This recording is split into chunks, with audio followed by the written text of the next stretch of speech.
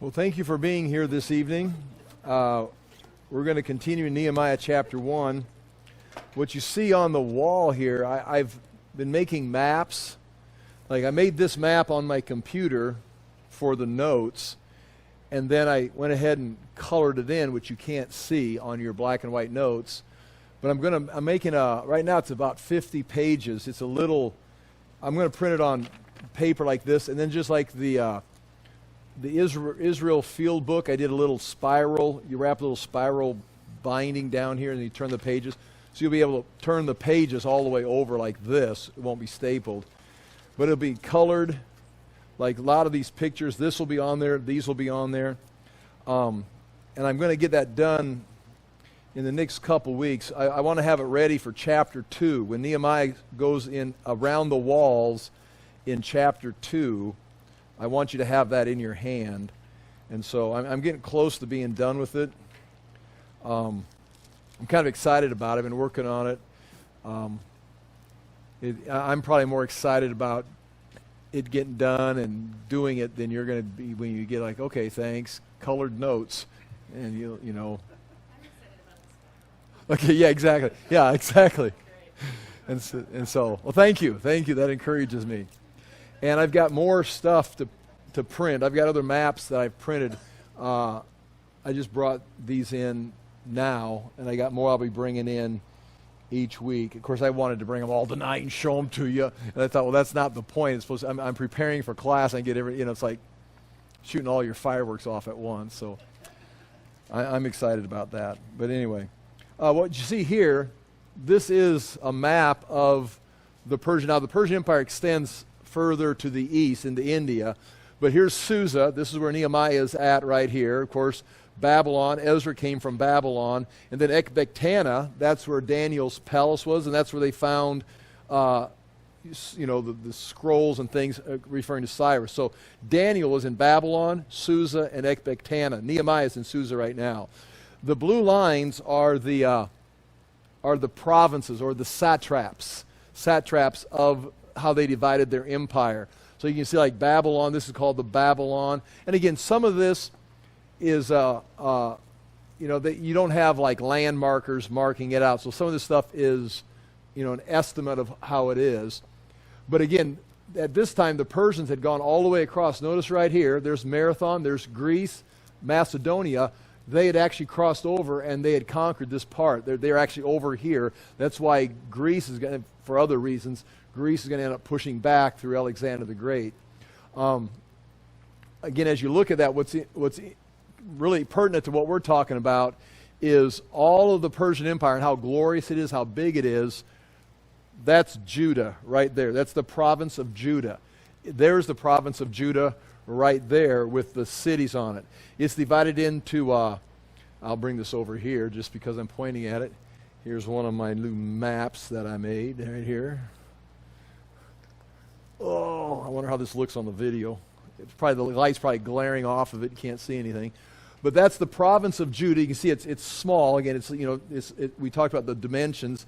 See the yellow cities right there, Jerusalem, Mizpah, Keilah, Beth Zur, and Beth Hakkerim. Those are the districts. Those are districts of Judah. There's 5 districts of Judah, district leaders. And so that's the head, that'd be like the capitals of the districts. And that's all going to, not all those cities, but a lot of those cities and people from those cities are going to pop up in, that's why I did this, are going to pop up in the book of Nehemiah. Also, if you notice here, you can see Samaria to the north, Ashdod to the east, Idumea to the south, and Arabia, and then Trans-Euphrates or Eber Nari. Those are the provinces around Judah. Those are going to be the ones that weren't very happy when Ezra shows up or when Cyrus sends the people back and you've got Zerubbabel and Joshua the priest come back. They're the ones that's like, we don't need, otherwise that's part of their territory. They just kind of split it up or they're controlling it, using it for their own profit. Well, now they've got a territory. Persia's given them permission. And now Nehemiah's going to show up. We're going to put walls around the city, which are going to even isolate that territory from those others and allow them to prosper by themselves. Persia's got their reasons and their interests. God has got his purpose and his interest, and right now they're all kind of playing together, and thus with the book of Nehemiah, that's what we're looking at. So, again, I've covered up my timeline here. I think you've probably got it. You've been looking at it now for like 2 years. But as you look at that, this is 445 BC, the 20th year of Artaxerxes. Artaxerxes, his first year early in his reign, some activities going on in Jerusalem, and he said, no, stop fortifying the city, stop building the city. You can't. Well, now 20 years later, Nehemiah is going to take the initiative and ask Artaxerxes to actually go against a decree, a desire he had 20 years previous, and it's going to work out for him. And he's going to have permission to build the walls. And again, it is a fairly amazing story when you consider the Babylonian destruction and the rubble that was left. Israel's been, in a sense, eliminated from history. They've been taken into captivity. They should just disperse and be gone, and some of them did. They just intermarried and just disappeared. But they had the law of Moses, they had the covenant, the promises, and they had God's will. They're still a people, and they were able to come back with their records of their genealogy, sometimes moving into the cities that their forefathers had come from. And after going through the Assyrians and the Babylonians, the Persians are giving them permission and financing the rebuilding of the land. And so here we are in Nehemiah chapter 1. We went through the first 4 verses last week and did some introduction. We're going to read through the whole chapter 1 today, and then I'm going to cover some information with the notes. So here it is, Nehemiah chapter 1 in the NIV. The year is 445 BC. By the time Nehemiah gets to Jerusalem, it's 444 BC. The words of Nehemiah, son of Hakaliah, in the month of Keslev, November, December, in the 20th year, 445, 20th year of Artaxerxes, while I was in the citadel of Susa. And you can see Susa right here. He's in the citadel, so he's in the fortress. He's in the state house. He's in the main real estate of Susa. One of my brothers, and we're going to assume it's actually his brother, came from Judah, came from the province of Judah. It's already a province over here. It's been around since 538. He came from Judah, and again, notice his brother's coming into the citadel. I mean, these are important people. They've got some kind of government titles. They're working for the government. They're not just travelers or merchants going around. He came with some other men, and I questioned them about the Jewish remnant, the Jews that had gone back. These are the key Jews because they're the ones that are going back to restore the temple, restore the land, restore the covenant, including Ezra. Ezra's over there. Nehemiah knows Ezra. About the Jewish remnant that survived the exile, and also about Jerusalem. How's the people doing? How's the city of Jerusalem? They said to me, those who survived the exile, they've been in Babylon, they've returned with the purpose of rebuilding the temple, restoring the temple worship, getting the law, following the law, reestablishing the people of Judah, people of Jerusalem. Those that survived the exile and are back in the province, back in the satrap of Judah, are in great trouble and disgrace. So after all these years, it's 444, 445, since 538, they've had, add 38 plus, 56 years. They've been back for some 80 years, and they are still a disgraced people and in trouble. They're being overrun by Samaria, Trans-Euphrates, Idumea, Ashdod. Down here, one of the Arabians, one of the leaders, he's going to be causing them trouble or actually using them for their profit. And so they're in great trouble. They can't get ahead of the game. The wall of Jerusalem is broken down. I mean, still broken down. And its gates have been burnt with fire, which is an amazing statement because it was burnt in 586, and now it's 444, and they can still look at it and say, imagine something that was burnt during the Civil War. How is that? That's still ashes. It's like, Well, it's been 150 years. How can you say there's still burnt timber and there's still rubble from where the Babylonians, especially coming from the north of, you can see a map of Jerusalem, right? They're coming from the north. That's all been, so they describe it. It's still got the Babylonian destruction all around it. Now, when I heard these things, I sat down and wept. We'll pick this up with the notes now in a moment. When I heard these things, I sat down and wept. For some days I mourned and fasted and prayed before the God of heaven, an important phrase, the God of heaven. Then I said, now here's the prayer that he prays. We're going to go through this tonight. O Lord, that's the word Yahweh, it's capital letters. O Yahweh, God of heaven, the great and awesome God who keeps his covenant of love with those who love him and obey his commands. So that's several descriptors in there of who he's praying to. Let your ear be attentive and your eyes open to hear the prayer your servant is praying before you day and night. So it's not just he's going to have a little time of prayer. He's doing this fasting and mourning day and night. It's like he's coming before God nonstop for several days. Praying before you day and night for your servants, the people of Israel. He's praying for his people. And again, an amazing statement right here. I confess the sins we Israelites, including myself and my father's house, have committed against you. Again, that taking personal responsibility for the sins of his nation, for his people. I mean, we know what it's like to take responsibility for our own sin, but it's like what's happening across the street or in the nation is like, well, those wicked, it's like, he's connected to it. I mean, I've definitely, in my culture, in my mind, I've said before, have a definite disconnection with the nation's going this way, I'm going another way. Nehemiah saw himself, even though he wanted to follow God, I've got to bring the nation with me, which is interesting. We have acted very wickedly towards you. We have not obeyed the commands, decrees, and laws. Notice three things: commands, decrees, laws. You gave your servant Moses. Goes all the way back to the Mosaic covenant. And remember, that's what the prophets taught. When the prophets came and prophesied, they didn't necessarily bring new information as much as they brought a reminder. Their main purpose, go back to the law. Go back to the law of Moses. Now again, in their teaching, they would expand on certain things. Verse 8, remember the instruction you gave your servant Moses, saying, and here's the ultimatum, if you are unfaithful, and we'll talk about that word if you are unfaithful, I will scatter you among the nations.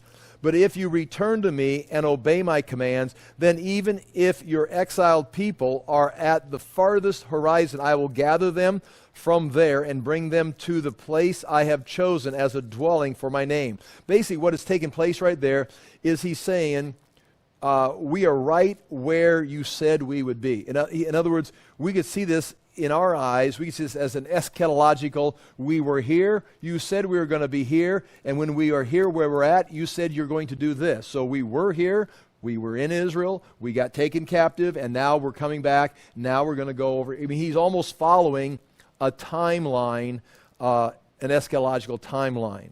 Again, I read more into that, but you can see what is happening there. Verse 10. They are your servants. Now he's talking about the people that have been sent into captivity. They are your servants and your people. Now that's interesting because we'll talk about it again. Not just anyone can say that. The people of Esau, the Edomites, they can't say that. The Syrians, they can't say that. They cannot say they are there. They could, say, I'm going to be the servant of the Lord and in a sense convert to Judaism or something like this. But the whole nation can't say that they're their servants and God's people. They are your servants and your people whom you redeemed by your great strength and your mighty hand. O Lord, let your ear be attentive to the prayer of this your servant and to the prayer of your servants who delight in revering your name. Give your servant success today by granting him favor in the presence of this man. Do notice right there, verse 10, or verse 11, he's talking to the Lord. Be attentive to this prayer, and you delight in what we're doing. And then give your servant success today by granting him favor. So he wants success from God, but that success from God is going to come from favor in the presence of, and again, a huge statement, this man. Now, again, you write that's even the NIV translation, and that's accurate. This man. Give me favor in the presence of this man. What man? Well, we're now, the answer comes up right here at the very last part of that verse. I was the cupbearer to the king. So I'm talking about none other than God Almighty showing me favor to this man, or giving me success because I'll have favor from this man. Well, what kind of man is it? It's Artaxerxes. And again, every commentator makes a distinction there of the fear that he's got before the Lord, and grant me success, and you're going to do this by manipulating this man, that's a bad word, but moving this man's heart to show me favor so he does what we want. What I want, because what Nehemiah wants is what God promised he was going to do, is bring his people back. Nehemiah wants that. Well, it's got to go through Artaxerxes, so I need favor from this man. He sees the world leaders as, in a sense, tools, puppets, instruments under God's control. There's no fear of these men. There's fear of God. But he realizes, again, he's respectful. I mean, obviously, if he's the cupbearer, he knows how to show respect. He knows how to show honor. He knows how to do things correctly in the Persian culture, in the highest level of the Persian institutions. But yet he realizes we're all but dust and ashes because the Lord Almighty is working his plan. And Nehemiah himself would see himself also. He's not exalting himself above Artaxerxes. He himself is a servant of the Lord Almighty under Artaxerxes, but he's serving the Lord, and everything above him, and we're going to see in this book, and as we've seen it with Ezra, everything in the empire is going to work for the benefit of the Jews because it's that time. So again, a very, in a sense, powerful prayer. And again, as you notice that, there's not, when we talk about prayer and personal needs, there's not a lot of emotion and crying out to God.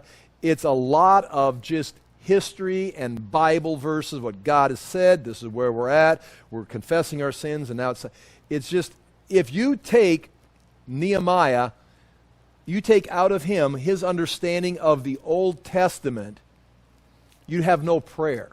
If he doesn't know the law of Moses, if he doesn't know what the prophets foretold, if he doesn't know the history of Israel, doesn't know where he came from, why we are in Babylon, he can't pray this prayer. It'd just be like an empty, aimless prayer with no direction. The whole prayer is rooted in, from the Abrahamic covenant up through Moses, up through the kings, up through the rebellion of the generations, now the Babylonian destruction. Now here I am, and now it's time to go back. He finds himself in the middle of, in a sense, history, or the progression of history. We were chosen by Abraham, or Abraham was chosen, where the law was given to Moses. We were the people. We violated the law of Moses.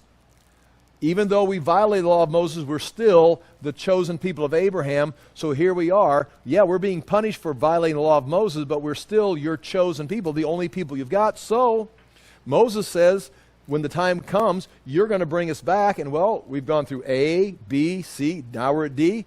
It's time for you to bring us back. And Pharaoh couldn't stop it. You couldn't stop. Pharaoh couldn't stop God. Nebuchadnezzar couldn't stop but destroying Jerusalem because it was time. Now it's time to go back. What's Artaxerxes going to do? He's got to help us go back and build the walls. And so, just it's an amazing the background that Nehemiah has, and comes in Scripture. Okay, to the notes. Again, in the notes, we've got the English Standard Version typed at the top there in bold. I just read the text right there in the English Standard. The words of Nehemiah, the son of Hakaliah. Now it happened in the month of Kislev, in the 20th year, as I was in Susa, the citadel, that Hananiah, one of my brothers, came with certain men from Judah. And I asked them concerning the Jews who escaped, who had survived the exile, and concerning Jerusalem. How are the people? How is the city? And they said to me, the remnant, the people there in the province, the satrap, who have survived the exile, is in great trouble and shame. Biggest problem he's focusing on, the wall of Jerusalem is broken down, and its gates are destroyed by fire. Again, the gates, the background of the gates, the structure, the strength of the gates would be stone, but they'd have to have moving doors. They'd have to have beams that came down and locked the doors. They would have to have hinges. So that's all that wood has been burnt. And here's a bunch of information from last week. I think everything's there. We've talked about it. Oh, I do want to go down to point 5. I don't know if it's important or not, but point 5, Artaxerxes had himself stop the rebuilding of the city in Ezra chapter 4, when a letter was sent to Artaxerxes in 464. At the first of his reign was sent, and it was right here, so the Samaritans send a letter, or the people of Trans-Euphrates send a letter. And so if we go to Ezra, just go back to Ezra chapter 4, verse 6. This is where Ezra's doing all this information of catching up. And it's really a letter. It's out of sync in Ezra's, if it's chronological. It says, in verse 6, at the beginning of the reign of Xerxes, that would be Artaxerxes' father, who was assassinated, as we know, by someone like his cupbearer. Someone that was in his inner room with him assassinated him. And his oldest son, or Artaxerxes' older brother. His dad and his older brother were assassinated by someone like a cupbearer. They lodged during Xerxes' first year, the Samaritans, Trans-Euphrates, lodged an accusation against the people of Judah and Jerusalem. That's one story. They sent a letter accusing, and Xerxes is like, okay, just stop this building. You've got your temple, you've got this detail taken care of here, but now Darius had let them build the temple, but as far as rebuilding the walls, they had been trying to rebuild the city since 537. I mean, it's not like they'd just been standing around. They tried to build the temple. It got put on hold. All they got was the altar set. Then they got that done in 520. Well, 516, they got the temple built. Well, they didn't go, well, that's good. We'll just live in this rubble. They've been trying to start doing something, but it always got shut down. First year of Artaxerxes, someone sends a letter. Artaxerxes says, okay, stop. I can't have a revolt. The next verse is what we're looking at. And in the days of Artaxerxes, verse 7 of Ezra chapter 4, king of Persia, Bishlam, Mithridath, and Tabeel, and the rest of his associates wrote a letter to Artaxerxes. And so we're going to find out men like this are coming from Idumea, Arabia, Trans-Euphrates, Samaria, and they're writing letters. Hey, they're trying to rebuild their city.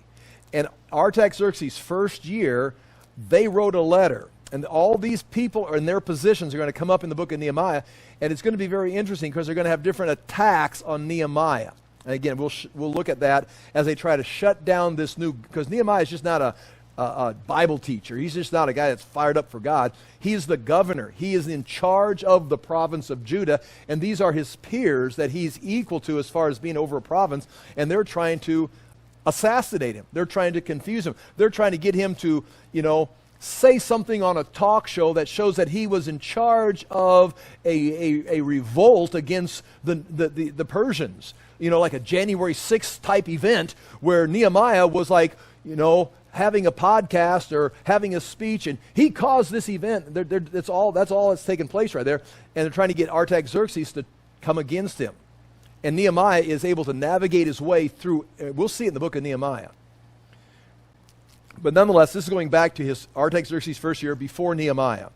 The letter was written in Aramaic script and in Aramaic language. And it goes through and talks about that. Rehum, verse 8, the commanding officer and Shimshai, the secretary, wrote a letter against Jerusalem to Artaxerxes, king, as follows. So you've got one of his commanding officers over here, and of course the secretary, which, as we said before, they were not just a scribe. They were the ones that reported everything to the King Artaxerxes, good and bad. So they would write, but they'd also add personal notes, like this king is not doing what he says he's doing. So here's what he wanted me to write, but here's what's really happening. So he had an open door to Artaxerxes. So whenever there's a scribe, they're writing directly to the king's in charge. The scribe's helping him, but if the king gets out of line, the scribe just writes it to the emperor. And of course, if the scribe gets assassinated, well, now you don't touch the scribe. Ezra was in that position. He's a scribe. And here's what they wrote. First year of Artaxerxes in 464. Rehum, the commanding officer, and Shimshai, the secretary, together with the rest of their associates, the judges and officials over the men from Tripolis, Persia, Eric, Babylon, and the Elamites of Susa. So they're naming these provinces. All of us, we're seeing this, and all of us agree with this. And the other people whom the great and honorable Ashurbanipal deported and settled in the city of Samaria and elsewhere in Trans-Euphrates, to King Artaxerxes, from the servants, the men of Trans-Euphrates, meaning all the provinces on this side over here. The king should know that the Jews who came up to us from you have gone to Jerusalem and are rebuilding that rebellious and wicked city. Now they've already got the altar set, the temple's built, Darius has been there. They've all done all this. This is now 20 years before 444 or 464. So we're, 40, 50 years past the rebuilding of the temple. And they're saying, these guys are trying to rebuild the city of Jerusalem. That's why Nehemiah says, how is the city? They go, Artaxerxes shut it down and we've made no progress. They wrote a letter 20 years ago. Artaxerxes said, no, look at the empire. No one's even thinking about it. They're just abusing our people. But anyway, the letter goes on and says, they are restoring the walls and repairing the foundations. Now, that's 20 years before Nehemiah. So they've been trying to do this before Nehemiah. Furthermore, the king should know that if this city is built and its walls are restored, no more taxes, tribute, or duty will be paid, and the royal revenues will suffer. These people are building a wall to keep the Persians out. They're going to take over, make their own little kingdom. And any money coming from this area, you can consider that's gone. You're going to lose all your tax revenue if you let this city be rebuilt. Again, like I referred to last time, you can see a letter like this coming from Valley West Mall when Jordan Creek Mall's trying to be built. Let the city council know that if this gets built, this whole neighborhood is going to just fall apart. Well, that would have been true because the stores are closing, the restaurants are closing in the Valley West area nonetheless. But that's what's taking place right there. If you let this go, we're going to have a problem. But they're also blaming him for rebellion. Now, since we are under obligation to the palace, and it is not proper for us to see the king dishonored, we're just doing we have no interest in this. We just know you're going to lose money. Right. You're also going to lose money. If they build Jordan Creek, not only is the city going to lose money, you're going to go broke. And that's what they're going to see. And that's why throughout the book of Nehemiah, that pressure does not stop. The king will be dishonored. We are sending this message to inform the king so that a search may be made in the archives of your predecessors, just like they looked for permission to build the temple. Now we want you to go back and find some records of what these people are actually like. In these records, you will find that this city is a rebellious city. Well, you had trouble with the Assyrians. The Sennacherib attacked them. They wouldn't listen to Sennacherib. Then Nebuchadnezzar tried to rule, had a 605 captivity, a 590 captivity, and finally a 586, a total destruction. These people are no good. You'll find, and again, they had cuneiform tablets recording all this information, the history of these areas. They would inherit it from the previous empire. Go back and read those records. This city is a rebellious city, troublesome to the kings and provinces, a place of rebellion from ancient times. That is why this city was destroyed, and it was destroyed for that very reason. They rebelled against Nebuchadnezzar. I mean, how dumb. Jeremiah was telling them, don't do it, and they did it, and they were destroyed. And it's in the records. They rebelled against Nebuchadnezzar. We inform the king that if this city is built and its walls are restored, remember, that's what Nehemiah is going to do, restore the walls. They're telling Artaxerxes 20 years before Nehemiah, if those walls are restored, you will be left with nothing in Trans-Euphrates. We guarantee it. If the walls of Jerusalem are built, the province of Judah is going to expand, and it's going to take out Samaria, Ashdod, Idumea. It's going to take out Trans-Euphrates, Phoenicia. This whole area is going to be conquered by the Jews. We guarantee it. We're going to lose everything. This part of your empire. And again, if you want to put fear in the heart of the king, he's already, when Artaxerxes came to power, he was already had a revolt in Egypt, had a revolt up in Greece that they came down and helped Egypt. His brother rebelled against him in the east. And so now they say, oh, you want more problems? And he goes, no, I've got enough problems. Just shut that down. I mean, he probably spent 20 seconds thinking about it. It's like, he got a report from Egypt, got a report from Greece, got a report from his brother rebelling against him. What's this? They're trying to rebuild Jerusalem. No, don't build Jerusalem. I mean, it was a snap decision. I mean, I'm ab-libbing here, at the comedy club or something. The king sent this reply to all these guys. Greetings. This is Artaxerxes' words from 20 years ago. This letter you sent us has been read and translated in my presence, because he didn't speak their language. I issued an order, and a search was made, and it was found that the order was, go check the records. What kind of people live in Jerusalem? So again, I guess I overstated. It was longer than 20 seconds. He actually did the research. And it was found that this city has a long history of revolt against the kings and has been a place of rebellion and sedition. We're talking about the Assyrians, the Babylonians. Jerusalem has had powerful kings ruling over the whole of Trans-Euphrates. Who are the powerful kings that ruled from Egypt up to the Euphrates River? You know who they were? David and Solomon. And then after Solomon, it split into two kingdoms. So in his right there, that in his records in Persia, he says they have had powerful kings. Now you could throw Hezekiah in there, maybe Josiah, but the powerful kings he's talking about are who? David and Solomon. I mean, that's in the Persian records from 1000 BC, things that today the minimalists that try to make the Old Testament just, well, it was just a fabricated story. The Persians, they didn't think it was fabricated. We've got records of powerful kings that ruled all the way up to the Euphrates River. And David, you can read it, David conquered all the way up to here.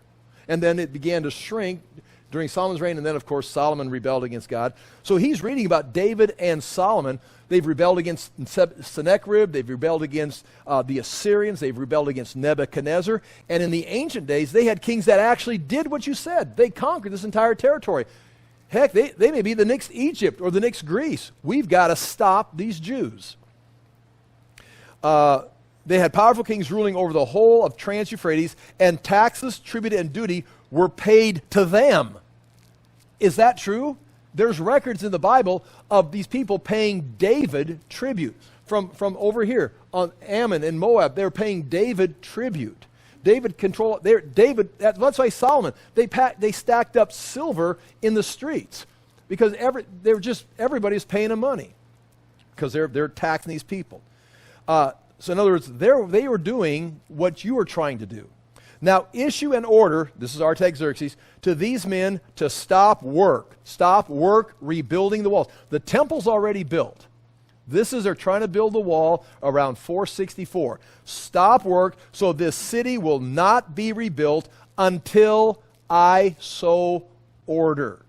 Now right there is crucial if you want to go eschatology, because Daniel says there's going to be 77s decreed for your people from the issuing of the decree to restore and rebuild Jerusalem. Not rebuild the temple, not go back to the land, to rebuild and restore Jerusalem. So now we even see in the pivot right here, if you want to push it, why is Artaxerxes saying, no, stop it? Why is there a rebellion here? And Greece is having trouble, or he's having trouble with Greece. And now they say, Jerusalem's trying to rebuild. Check the records. Oh my gosh, they can become powerful. Stop it, because it isn't time to begin the 77 countdown. And now in Nehemiah right here, Artaxerxes is going to decree rebuild the city. And you start in 445, 444, start your countdown. You can work the 490 years or the 483 years. It comes right around 26 AD. So in other words, he says, stop the work on the city until I so order it. And when he does order it in 444, 445, it'd be 445, that's exactly when Daniel says the countdown begins. You've got 490 years left. In the 483rd year, your Messiah is going to come and be cut off and receive nothing. And then there's 7 years left. So now you're into eschatology. Eschatology plays into this verse. But be careful not to neglect this matter. Don't neglect this, because this could get out of hand real fast. I've already got trouble in Egypt, Greece, my brother. Why let this threat grow to the detriment of the royal interest? It's not a problem now, but let's stop. No more building Jerusalem. As soon as a copy of the letter of Artaxerxes was read to Rehum and Shimshai, the secretary, and their associates, they went immediately to the Jews in Jerusalem and compelled them by force to stop. and building of the wall stopped. Now we come to chapter 1 of Nehemiah, verse 1. Someone comes from Judea, his brother. How's the people and how's the city? Is anything getting done in the city? They say, no, not since the last decree of Artaxerxes. In fact, we're being abused by the very people that won't let us build the wall. So that's the stage for Nehemiah. Does that make sense? That's kind of, I think, important background, because Nehemiah is just not popping up out of nowhere. And it gives you a flavor for what he's facing, because he's going to walk in on that king that says, they've been powerful kings there before. Stop. Do not neglect this matter. Shut that down. And Artaxerxes or Nehemiah is going to walk in and say, well, what I'd like to do is rebuild the walls of Jerusalem. And Artaxerxes is going to say, off with his head. This is a rebellion. This is how my dad died. There's rebellion right in my own palace. Artaxerxes say, well, and we'll see it. Well, how do we do it? What do you need? I mean, he's going to just give Nehemiah the kingdom. He's just going to reverse that entire letter because Nehemiah asks him to. And here's the prayer that set it up. Okay. Look at point 6 very quickly. Without the walls, the general city, we talked about this, there's no work being done. There's a little map very quickly. This is going to play in real big later on when we start talking about the walls. There's a map of the city of Jerusalem in 701 BC during Hezekiah's time. He had to build over where it says the western hill. See that extra wall built over to the left side of the paper? It would be going to the west. That was everyone coming down from the Assyrian invasion of Israel, joining Judah, getting protection. So he built that wall. Isaiah watched it. He described it. That's that dotted wall there. The Babylonians attacked from the north. We talked about this. So that entire wall in the north is gone. That's where the Romans attacked from. They attacked that northern wall of the temple because you've got higher ground above it. You can actually come down. Otherwise, on the right side, you've got the Kidron Valley. You've got to look up at it. On the left side, you've got a central valley. Right in the middle of the city, you've got to climb up. Then to the south, that's where the Hinnom Valley and the Kidron Valley meet. You've got to climb up. But from the north, you come from the north. So that total wall in the north was destroyed by Nebuchadnezzar. The gates still burnt with fire. That whole western wall going around the western hill, I wrote their total destruction and left in ruins. There was some discussion, 1800s and before, even in the 1900s, where Nehemiah built his wall. And there was all kinds of guesses.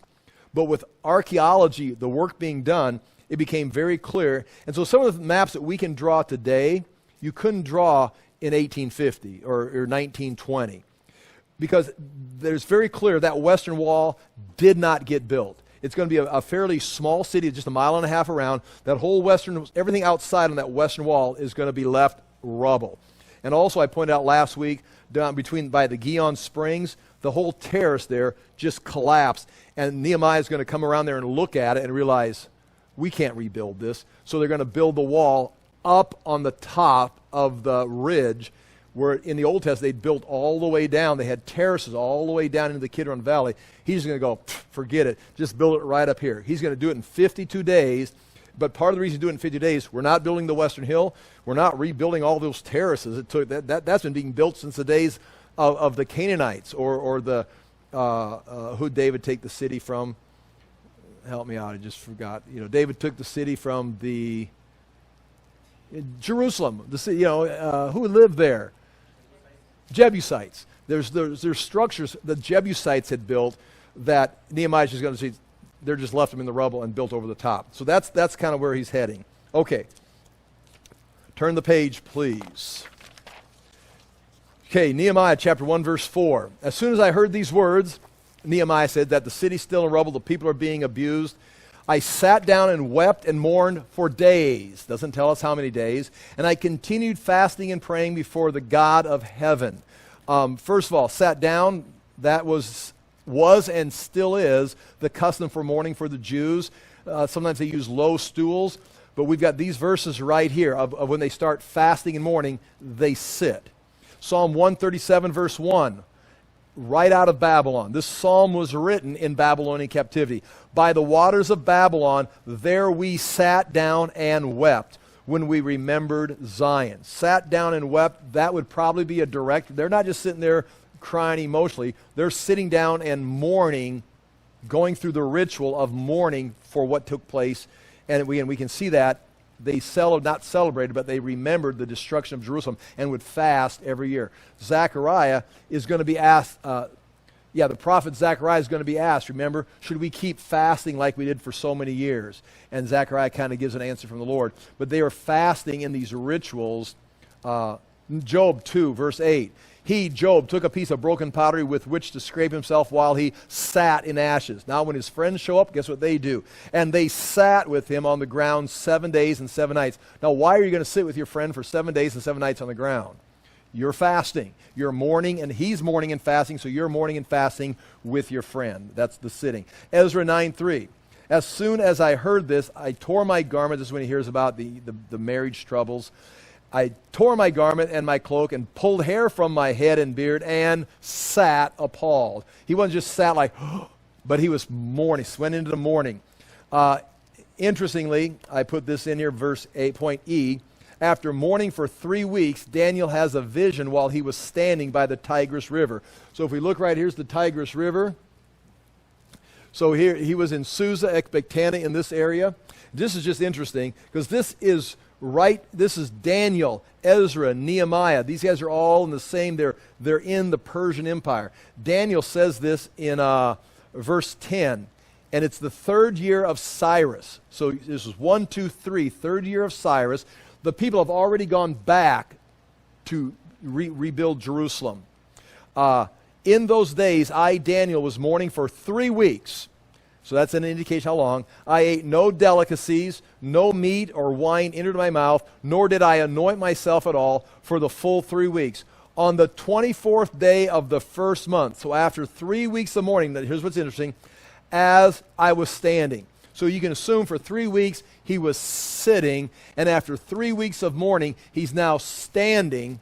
He's done fasting, done mourning for Israel and the people, and he's standing by the Tigris River. And when he stands up from mourning, it says, I lifted up my eyes and look, and behold, a man clothed in linen with a belt of fine gold from Uphaz around his waist. It has a visitation from one of the angels who gives him a vision and explains the future to him. So he spent 3 weeks sitting, and when he stands up by the Tigris River, God comes and responds. So it's just interesting the effect of prayer. Nehemiah goes just like Ezra, just like the people that had the guitars or the harps in Babylon, they mourn. Point 2, fasting became a common practice in Babylon as many of the Jews continued to fast. Read Esther. Esther's right at the same time period here. She's with Xerxes, so she would have been. Now hang on to this. You do not have to accept this. This is just speculation. But Xerxes married Esther. So when one time when Nehemiah appears before Artaxerxes, the queen was also there. It is possible that would be his wife. But if Xerxes had been assassinated, the queen would still be in the palace, and the queen, according to Persian custom, the wives and the mothers of the royalty would have special places in the palace. And so when Nehemiah approaches Artaxerxes, the queen was also there. That's all it says. But it could have been Esther.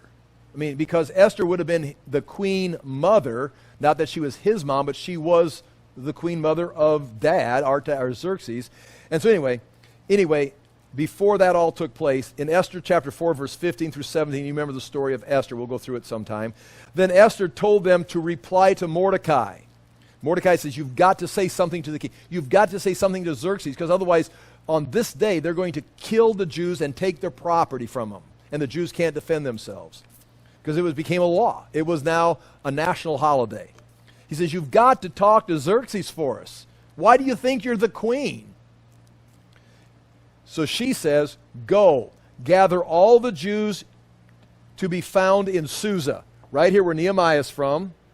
And this would be just, like a few years, 21, 22 years before the book of Nehemiah. She says, gather all the Jews in Susa and hold a fast on my behalf. And do not eat or drink for 3 days. So they're going to fast all the Jews for 3 days. And after 3 days, she's going to go in and talk to Xerxes.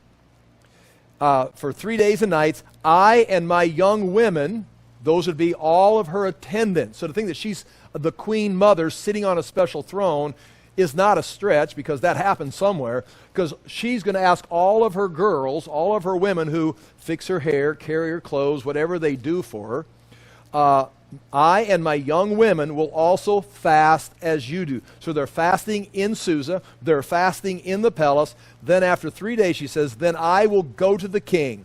Though it is against the law that I just approach the king on my own, you remember the story, and if I perish, I perish.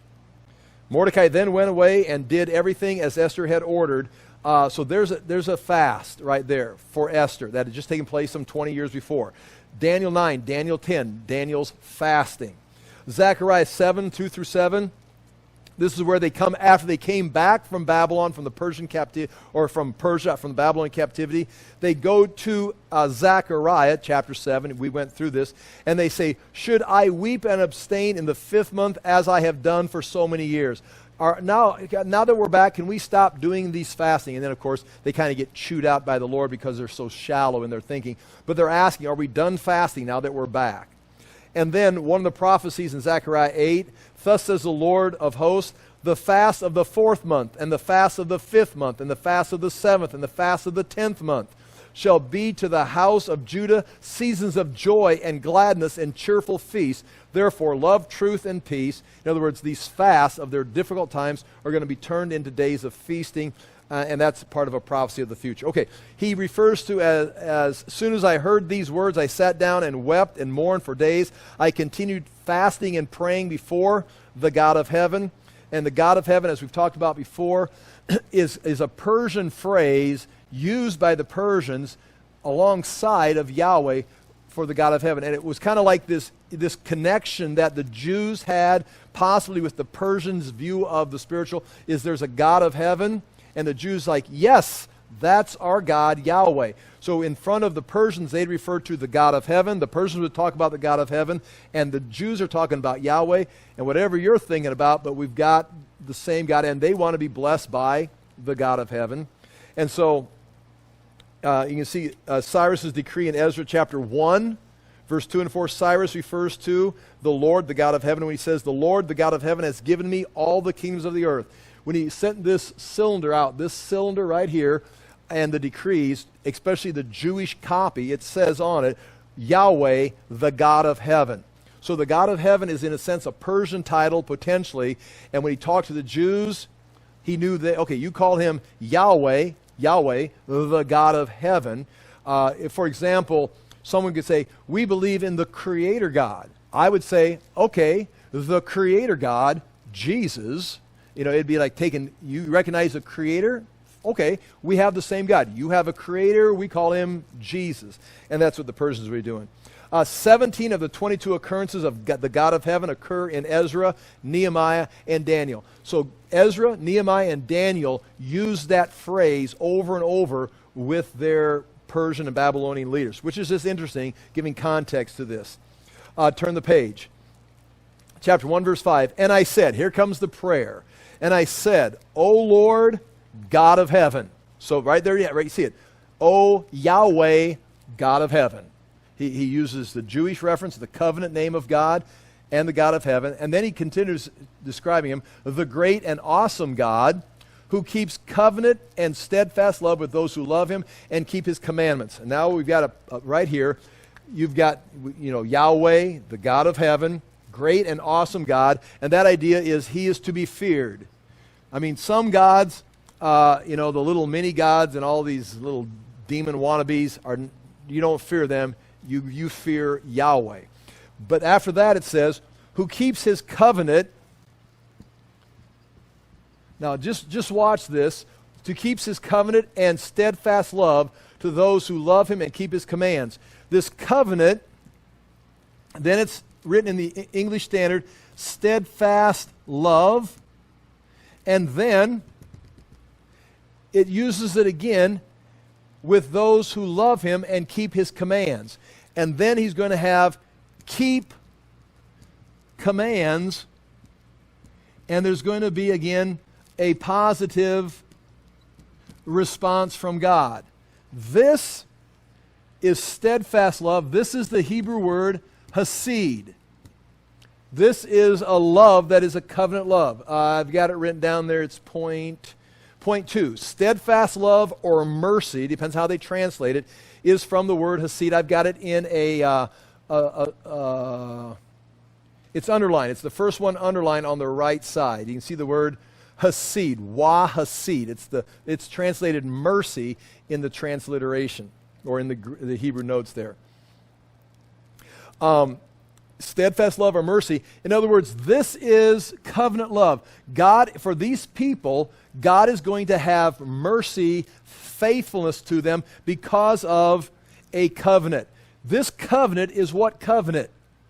The Abrahamic covenant. I will make you a great people. I will do these things. Then down here, he's going to show another type of love, and that I've got that underlined right there. The word love in the Hebrew, it's you love who those with observe your commands. And that word is do I have it written in notes right here? I never wrote, yeah, there it is, point 3. That word love, if you're with me, you love those who observe your commands. Now, if he gives you commands, I will love you if you keep these. This right over here, unconditional. I am going to make you a great people. Now, it's going to be a process, but I'm going to get it done. Now, the Mosaic covenant. This is the law. And I've got written right there for you. I hope I got it written down there somewhere. Somewhere I wrote it down. It's Galatians. If you're under the curse of the law, anyone under the law is under a curse. It's coming up with the word if. But anyway, this is the law of Moses. So this is the Abrahamic covenant. You are the people of God, and if we keep your covenant, you'll show us this love. And that word love is used, for example, Abraham's love for Isaac, Genesis 22. Isaac's love for Rebekah. Isaac's love for Esau. Rebekah's love for Jacob. It's like this relationship love, not a covenant love. Now, ideally, you can have both. Marriage hopefully is both. You've got a covenant, hasid, faithful love. It's like, well, I don't really love this person.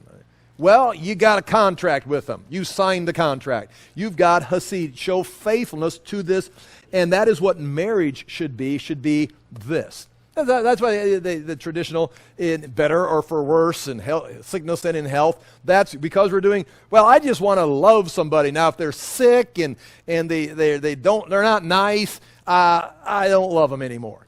Okay, right, but that's the covenant was, and that's God's got a covenant with Israel.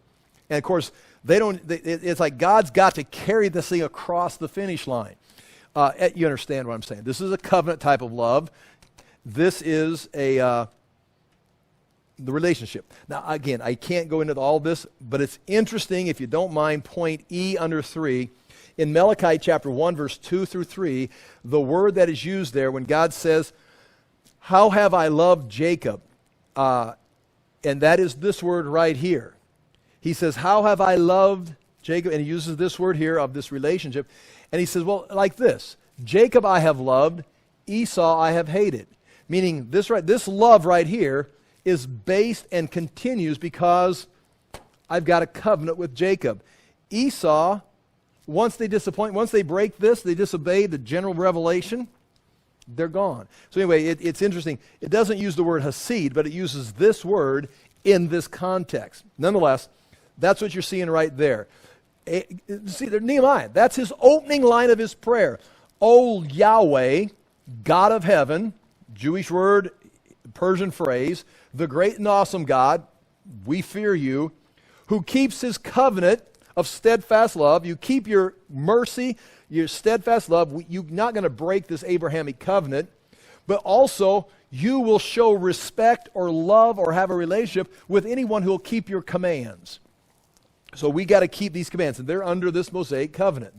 They've got this, but they're under this. Okay, that's what's being said there. Chapter 1, verse 6. Let your ear be attentive and your eyes open. In other words, listen to what I'm saying. It means basically, give me attention. to hear the prayer of your servant that I now pray before you day and night. So now again, he's praying. This is not just, let's bow our heads and pray, and he prays it. He's praying this day and night. I mean, it's like, did God hear your prayer? Well, I don't know. It wasn't very long. I mean, I know God does not in time. But Nehemiah is not just saying a quick little prayer while he's at a stoplight. He's stopped everything. Just like Daniel, he's not eating delicate food. He's not drinking wine. He's just going over here. And Daniel, for 3 weeks, prayed like this and mourned. And when he stands up, boom, there's an angel there to talk to him. Again, not encouraging you fasting for 3 weeks so you see an angel. But nonetheless, that happened. He's saying right here, let you be attentive and hear my prayer that I'm praying now day and night. I'm going to keep saying this prayer so that I know you'll hear me. For the people of Israel, your servants, I'm praying for the people. He's not praying for his own sin. He's not having financial trouble. He's not afraid he's going to lose his job with Artaxerxes. He said, I'm fine. I'm living in the palace. I mean, I am an expert in wine. I am a wine taster. We'll serve this with the beef. We'll serve this with, that's Nehemiah. He doesn't just bring the wine like we talked last week. He's the wine taster. I mean, he's been probably gone to some kind of Persian training school on tasting wine. And it's like, we can drink wine. Oh, that's good wine. I like Pepsi too. It's like, whatever. Give me the one with the most sugar. I like that one. Well, he's able to taste all these flavors. I mean, he's trained. So he's not praying for it. He's living the life. He's living the dream.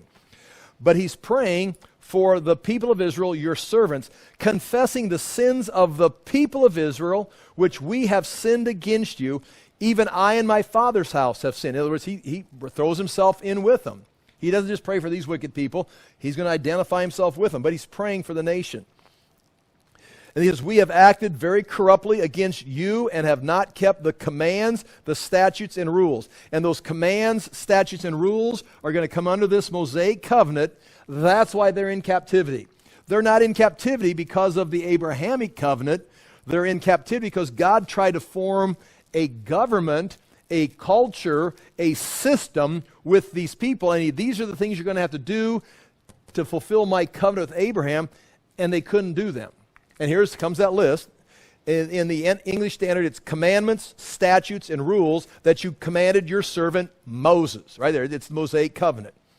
2, 3, and 4, the commands is miswat, if we pronounce that like that. Refers to the commands of Moses' law. I miswrote that. Decrees or statutes refers to something in the law of Moses along with the laws. Like here's the law and here's the decree on how we're going to accomplish it. And then laws or rules is mispatium, which is the legal decisions. It includes the penalties, the how much we're going to have to pay, the sacrifices. It's the legal side of the laws. And so they've violated the commandments, the statutes around the commandments, and then the enforcement of the legal side of those laws. We dropped the ball on the whole system.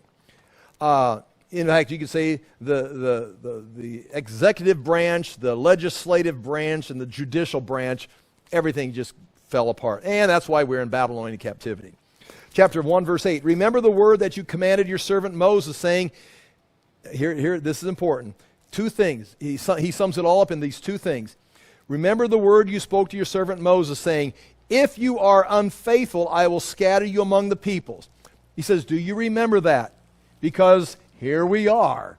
We violate. He just talked about them sinning and violating the commands. The people, me, my fathers, the generation before. And now do you remember your word? You said that if we disobey you, we'd end up in captivity. We'd be dispersed. And here we are, just like you said. Chapter 1, verse 9, but you also said, but if you return to me and keep my commandments and do them, though your outcasts are in the utter, though your outcasts, your exiles, are in the uttermost parts of heaven, from there I will gather them and bring them to the place that I have chosen. And the place that I have chosen is Jerusalem. He's going to take them to the place, build the temple at the place I show you. If you scatter us, you're going to bring us back to this place, Jerusalem, to make my name dwell there. In other words, they're to be his representatives there on earth. So right there, the 2 sides of it, if you disobey, I'll send you away. but then when the time comes, I'm going to bring you back. Now, the next box here is the Hebrew of that text, and it's interesting because the word if, I've got it there, see the square? And the word if is in brackets, and I've got it underlined so you can identify it. It's not in the Hebrew. No if in Hebrew text. This is more direct. For example, that would read more like this. When he's quoting God's word through Moses, he's saying, you are unfaithful, I will scatter you among the people. So when Moses is speaking for God, he looks at the people and says, you are unfaithful, you will be scattered. He doesn't give them, maybe so, maybe not, we're not sure. If you don't do this, it's like he looks at them, you're going to get scattered. It's like taking one look at you, you're going to lose every game this year. If you don't play well, you won't win any games. No, you can't play well, you're going to lose every game this year. I mean, that's what's being said. So it wasn't like, well, we had a chance. No. When he chose you, there's only one thing that's going to happen.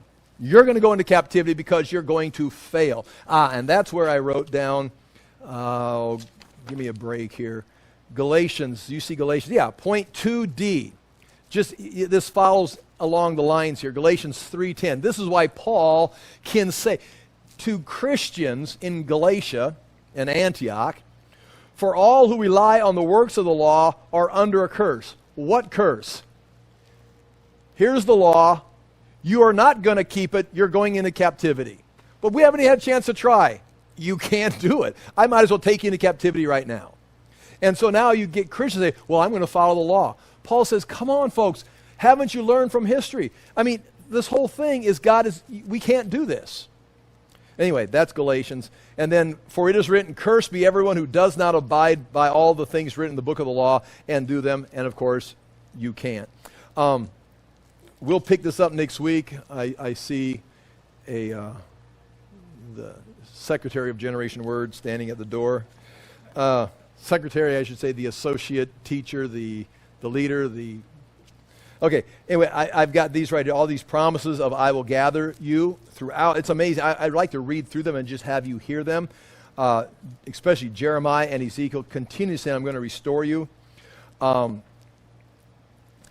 chapter 1, verse 10, they are your servants, meaning they are Abraham's people, whom you have redeemed. And when did he redeem them? When he brought them out of Egypt. He chose Abraham's people. He redeemed them out of Egypt, and here we are. We're ready to go back.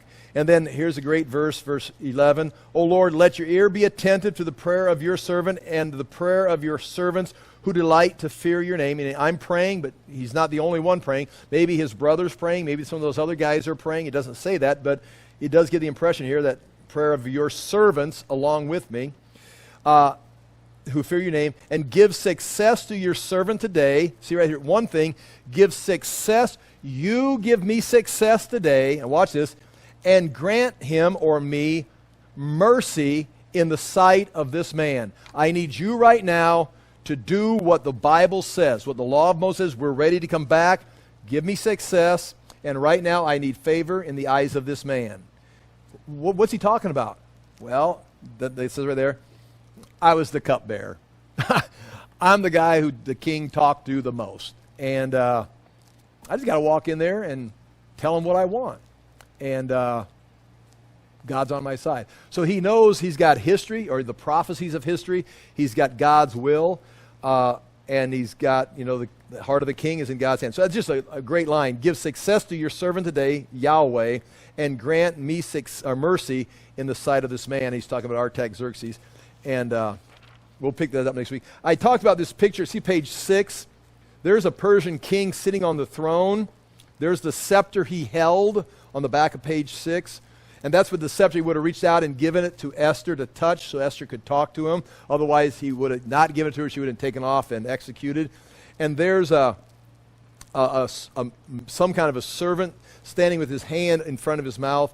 And as I was referring to last week or 2 weeks ago, it's not like he's blowing a kiss to him or he's like, covering his mouth. They say that is he's trying to, one of the etiquette things was you don't want to offend the king while you're talking to him with bad breath. You're close enough that he could smell you coming into this presence and you'd cover your mouth. That's what they say is taking place in that. I just thought I'd show it to you. Again, that's all I know about that. But that is the Persian kings who Esther's going to approach, and Nehemiah just got done saying, this man, show me favor. I'm going to go and talk to this man and see if I can get him to reverse his 20-year decree of stop building Jerusalem, see what will happen. I figure it's going to be good, and chapter 2 will be that moment. I'll pray, and we're free to go. Father, we thank you for the chance to look into these things. We thank you for the confidence you put in your servants like Nehemiah to let us see and understand your greatness and the authority that you have. We ask that we also would be able to trust you and walk in the light that you've given to us and do the things you've called us to. But mainly, Father, that we would live a life that is pleasing to you in our daily decisions and the things we do. We do want to pray for our nation, as Nehemiah prayed for his nation, confess our sins, and ask that we may see a revival, that we may see a chance to be restored to you. At least individuals that can come and have be called the remnant that have been set apart for your service. In Jesus' name we pray. Amen. Thank you for your time.